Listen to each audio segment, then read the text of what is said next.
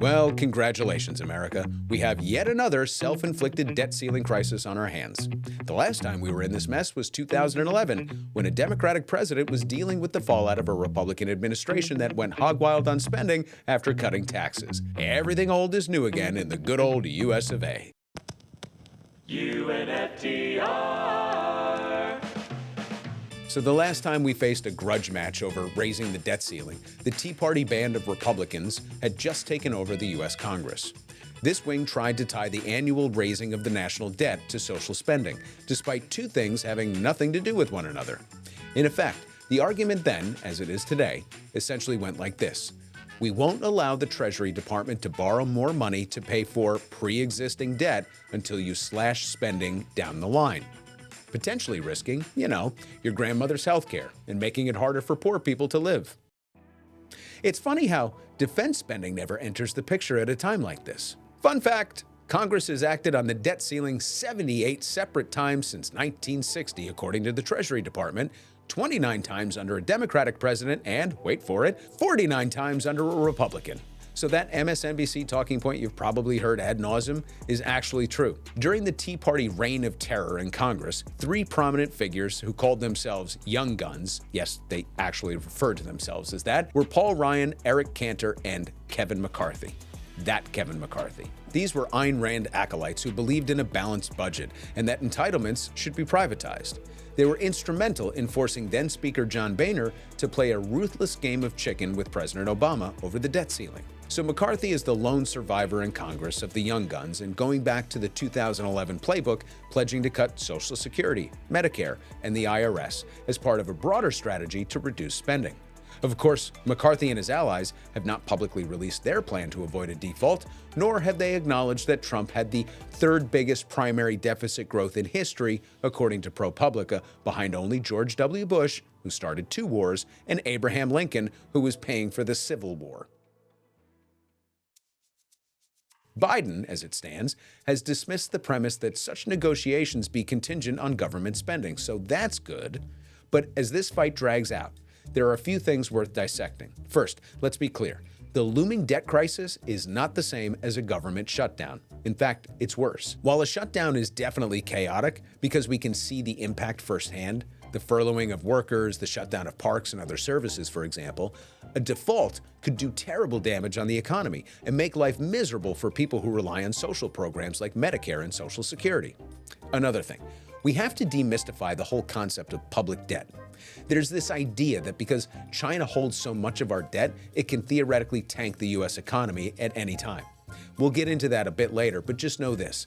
The Chinese economy and the manufacturing hub that it created owe a tremendous amount of success to our debt. It's essentially a win-win for both sides. And finally, what is the point of this to begin with? The broader fight is largely built on the fallacy of balanced budgets, a duty that the federal government isn't obligated to perform. And even that premise is flawed considering that historical data shows that the economy has experienced more expansion in the decades following the so-called balanced budget period. So what gives? Let's start with some basics. The federal government consistently runs a deficit, meaning its expenses outpace its revenue. In fact, the U.S. hasn't had an annual surplus since 2001, and we know what happened in the ensuing years: a recession. Since that time, the federal debt has grown to $31 trillion. But the key metric to look at is the debt to GDP ratio. At the end of 2019, the total debt to GDP was around 107%, meaning we had more debt than economic activity. Today, that figure is around 129% due to pandemic-era spending and the Trump-era tax cuts. In 2019, it was the highest ratio since World War II, and it had already been steadily increasing due to the Bush-era tax cuts and spending on the Iraq and Afghanistan wars and the Great Recession bailouts.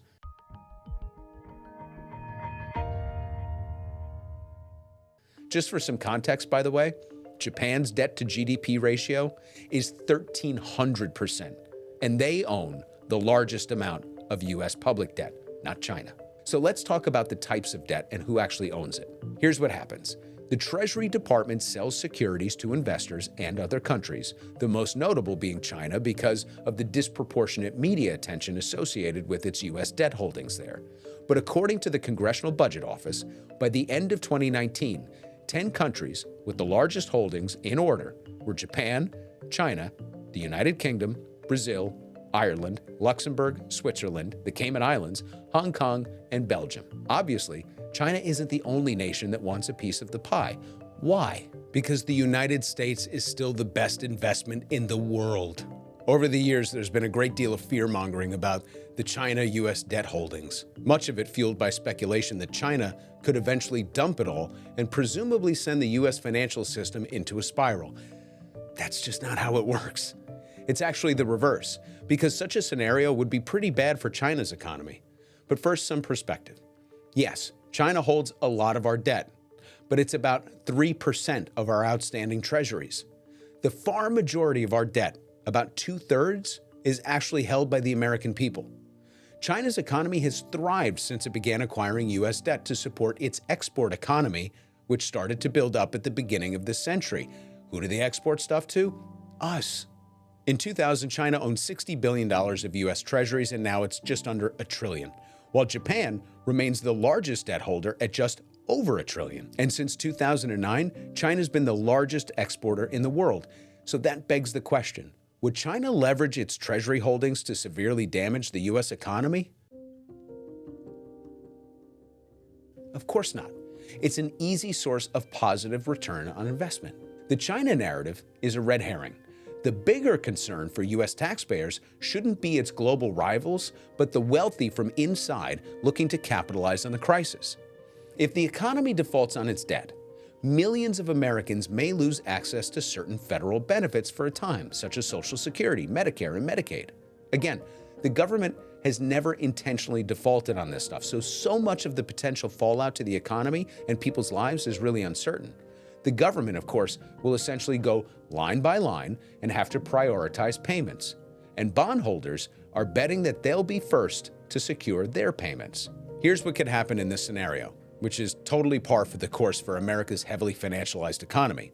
According to corporatists interviewed by Politico, quote, "A number of prominent financial experts at Bank of America, Barclays, and other major firms are confident that the U.S. will avert a global market meltdown by continuing to pay its bondholders if the Treasury Department crosses the threshold where it can't cover its other bills.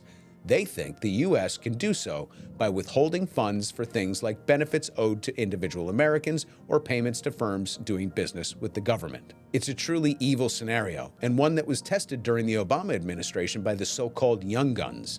Even back then, they were planning on taking care of Wall Street. Again, Politico recently reported that an official, quote, told the Treasury in a 2014 letter that documents prepared by the New York Fed exhaustively detail how the department and the bank would implement any plan to prioritize payments on Treasury bonds, end quote. It goes on to say that Obama's former Treasury Secretary, Jack Lew, confirmed that, quote, officials ran an exercise to see whether the government could physically pay bond payments and nothing else, end quote. In other words, the powerful and well-connected have been pitching this to the Treasury and actually gave this Save the Rich scheme a test drive, knowing full well that ordinary Americans would be left in the lurch. Groups that advocate on behalf of Social Security say that the debt limit fight and the GOP's obsession with reducing Social Security spending could be a train wreck for Americans who rely on benefits. Essentially, delayed payments could limit how people pay for healthcare, food, rent, utilities, and other necessities. The fact that the GOP is trying to disrupt life for millions of Americans is even more grotesque when you consider 2/3 of people depend on Social Security for half of their income, while 40% rely on these benefits for, get this, 90% of their income. It's even more bizarre when you take into account America's aging population, the rise in obesity rates and other diseases that come with older age, such as Alzheimer's, that will continue to tick up. People are going to need these benefits more than ever, but we're prepared to pay our bondholders first? And as always, the GOP has used this as fuel for its crusade to pass a balanced budget amendment, which besides being a pipe dream, is terrible policy. Most economic experts agree that it would do more harm than good. and such an amendment would be devastating during future economic crises.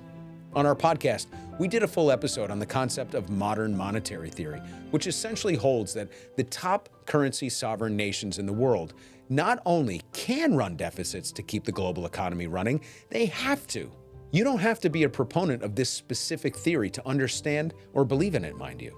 The CBO estimates that interest on our federal debt is about 1.6% of our GDP, or about 7% of the federal budget. These payments help keep the whole global economy flush and are well within our ability to manage them. But if the GOP was so determined to cut spending, there is one obvious place that it could do it. The military budget consists of nearly 30% of all U.S. spending and more than half of discretionary spending, the stuff that we choose to pay for. So when you add up Pentagon spending, maintenance of more than 800 military bases worldwide, payroll, military contractors, veteran spending, homeland security, surveillance operations, and all of it, that's what it is. Social Security, for comparison's sake, is actually fully funded directly by U.S. citizens who pay into it, and the surplus, yes, there's a surplus, is invested into the general funds to be collected by the government. So the only real unfunded part of the budget is the military, which is about a third of the total budget, despite the fact that we're not at war. But you're not going to hear Kevin McCarthy talk about this little nugget of massively important information. What this so-called crisis has revealed yet again is how federal lawmakers, who are backed by the wealthiest corporations in the world, are willing and eager to screw American people for literally no good reason. The whole argument is based on a lie that the federal government needs to balance its budget just like anyone else, states, local governments, the American people, your household, whatever. What they don't tell you, though, is that everyone else can take out credit to avoid a short-term crisis, something that they don't think Uncle Sam should somehow be entitled to. And that's the deal with the debt ceiling crisis. Here endeth the video.